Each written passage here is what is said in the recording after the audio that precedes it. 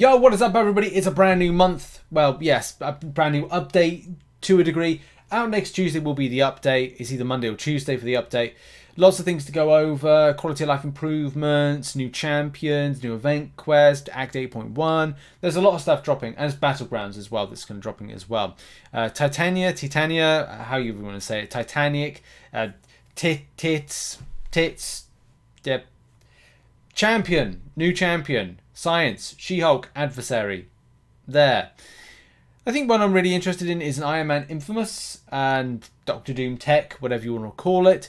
Kabam have given the champion a lot of stuff. If you've seen the Inside the Contest, which is on screen right now, you'll know that at certain points, where is it, the new champion, the champion retains some cool things that Doctor Doom has, which is like the Doom Slap. So the champion as a tech gets the Doom Slap, but as well looks to do a rapid amount of damage, especially if you're building up champions. It's got Aura of Iron, but if you like ramp up like the enemy up to SP3 and fire in an SP2, yeah, you're doing stuff like that. So there's a great amount of like debuff damage or burst debuff damage with that one. So there's kind of like some really kind of cool things that come with the territory of a tech version of Doctor Doom. And I don't know if this is, it's kind of weird. I kind of find it's like we've had some very big champions, big characters released around about the time that Gabe goes on holiday for a month, and I don't know if it's like Gabe is kind of doing his swan song of this, or kind of like, I don't know if Kabam are kind of trying to lead by having a big end to the year with what was I don't know, a poor performing on. It's kind of weird. I'm not like, you know, casting negative light. I just find it weird that we've had some really kind of massive characters. In 1 month, we had a Galactus version and a Quicksilver. The following month, we've got an infamous Iron Man, which basically is kind of made to be exactly like a Doctor Doom. So like, it really encourages players to have an interest with kind of going out for these champions, and also from a spending perspective. In any case, I digress. Back to the focus point here.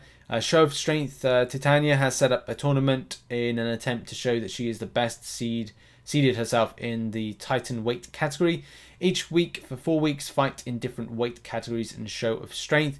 We'll talk about that in the next video because we'll have to deep dive that a little bit. I would say as well, Kabam seem to be doing this kind of weekly thing as a continuation. It's like side quests, but are kind of, well, a bit samey. As I said, I still haven't seen the 2 ideas pitched to Kabam in the game yet, and that was last year. I will at some point finish the extra 6 to 7 probably ideas that I've got, pitch them to Kabam, and then I suspect they'll probably be ignored, like a lot of things are ignored with submitting ideas to Kabam and stuff. They have their own rules of what they're going to do. But you know, that's just what it's been for years. But you know, it's good to kind of like still have ideas and inspiration and think about something fresh, because yeah, player base is the one that tests the game, but also the ones that come up with good ideas that are 9 times out of 10 ignored.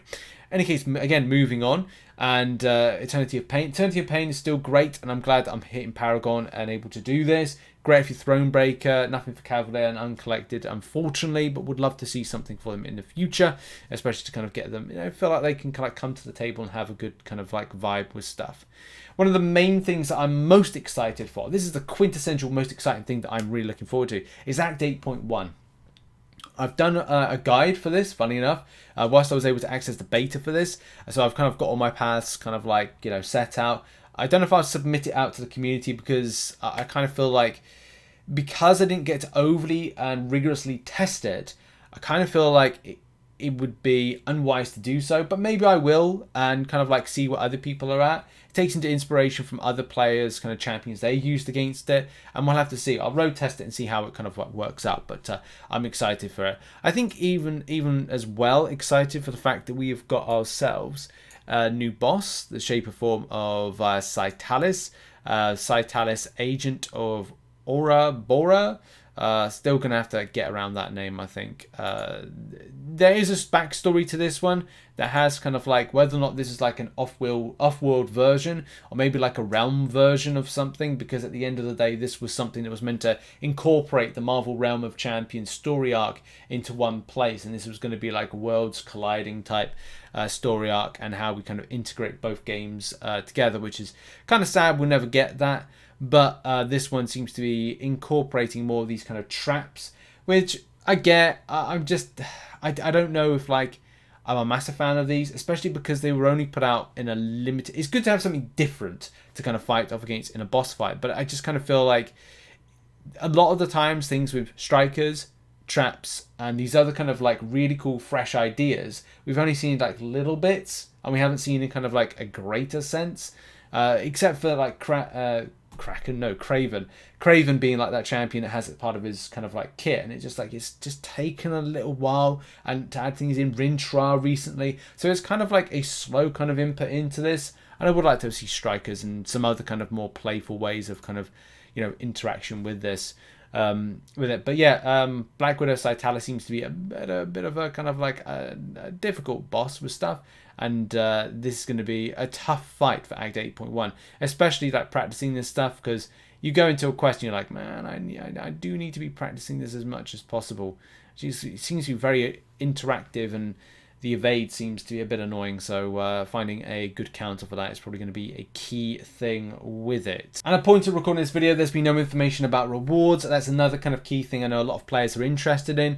I think we'll have to wait for that one. I would say, if I was to hazard any kind of guess, Act 8.1 will probably be released around the second week in. So I think that's like the 14th of September, 14th, 15th, something like that, the Wednesday. I kind of feel it'll drop there, or it'll drop on a Monday. So sometimes it does drop on a Monday, but I don't think it's going to be like boom, boom, and then it's like gone. Like it's on for like as soon as all the new September events launch. It'll probably be a case it's staggered, because we've got Eternity of Pain on at the same time.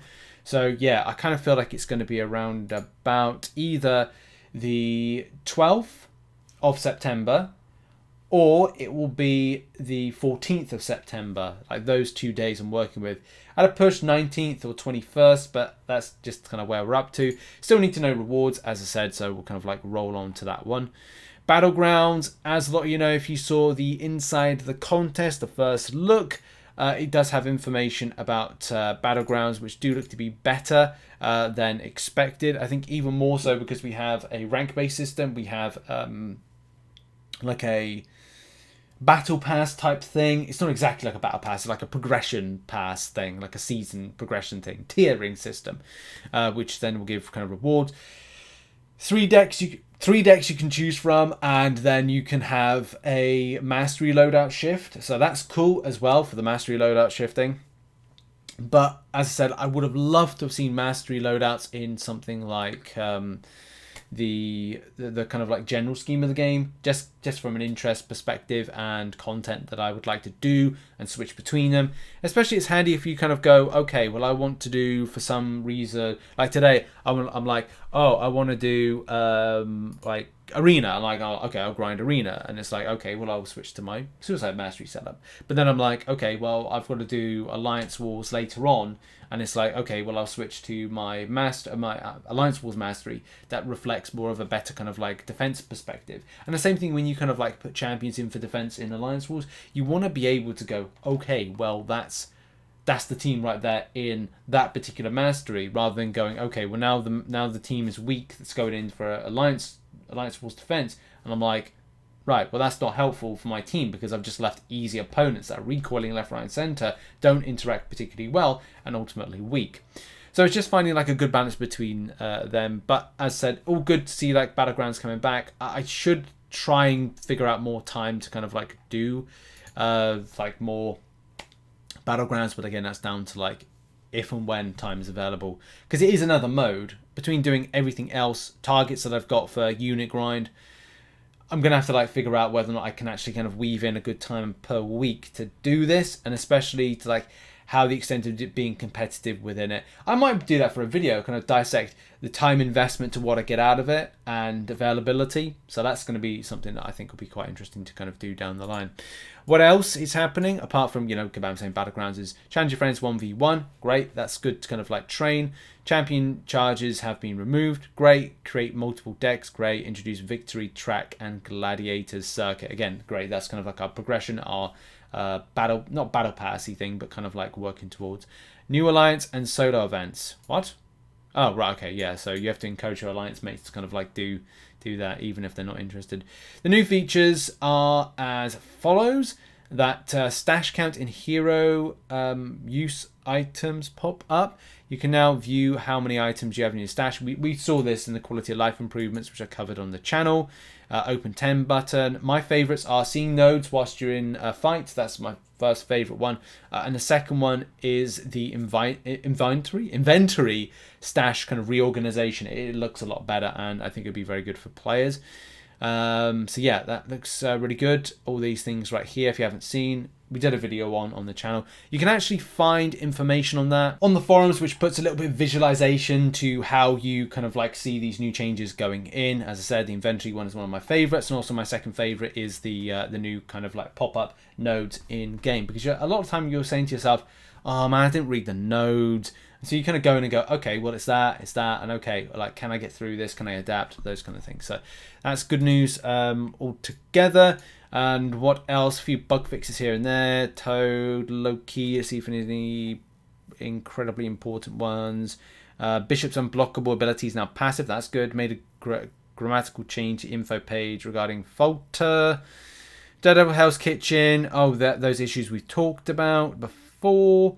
And then Captain America Sam Wilson is no longer able to reduce Old Man Logan's passive bleed ability accuracy. And Quicksilver can no longer evade guaranteed critical hits. Don't think that's too bad. But yeah, it seems to be okay. Neutralize added to ability accuracy reduction immunities. Previously, champions who used Archangel's immunity looked for concussion and other Archangel reducing abilities, but not neutralize. Okay.